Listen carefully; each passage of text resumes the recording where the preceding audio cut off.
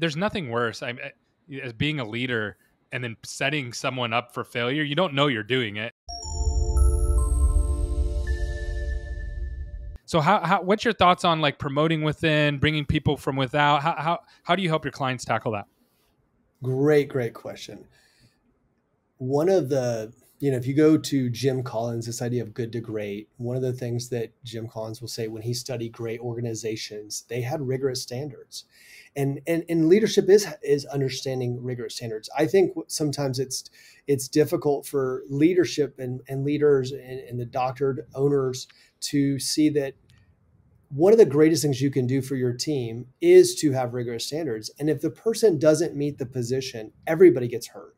And so it's sometimes I was just the other day, we were just having this conversation where I said, if we don't have the right person inside the organization, then we need to go out. Now, certainly if inside the organization, that person's there, but the first thing we do is actually set the standards for the position. What is required for this position? What does this need to look like? What are the true KPIs and those types of things and the standards of this position? And do we then have the person to meet that? What often happens in a dental practice is they say, well, I know Susie doesn't have that, but she's really a great person and she's driven and she really cares. So we'll try to make her the head of operations for a 17 office. It's like, hold on, she doesn't have the background. And that's not really, it's not that we don't care about Susie, because we do, but that's actually not fair to Susie because we're not setting her up for success.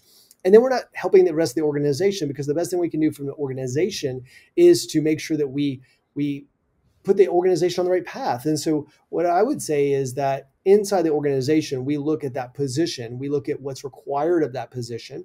We also look at what I call organizational ceiling, because that organizations have a ceiling. Even if you have a head of operations today, let's just say you have a head of operations or a director of operations or whatever you want to call that person, and you're at 3 locations, it's going to look different when you're at 15 locations. And even if someone says, well, I don't have a director of operations, I have an office manager, that's fine too.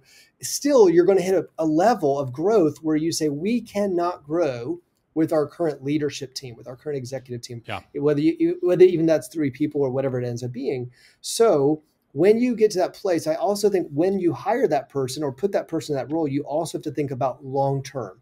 So if I put someone in a role today, even if I think she might be able to, or he might be able to do it, but if I think in a year from now, that person is not going to be successful in this position, then I'm setting them up for failure. And that's not good either. Yeah. And that's where vision really comes in, right? If I'm just willy-nilly out here just doing whatever, then I don't even know where I'm going to be in a year. But if I have a clear vision, and we have a roadmap for that vision, that's huge. And it really helps set people up for success. There's nothing worse as being a leader and then setting someone up for failure. You don't know you're doing it. And then afterwards you look back and you go, man, I literally just lost this great person.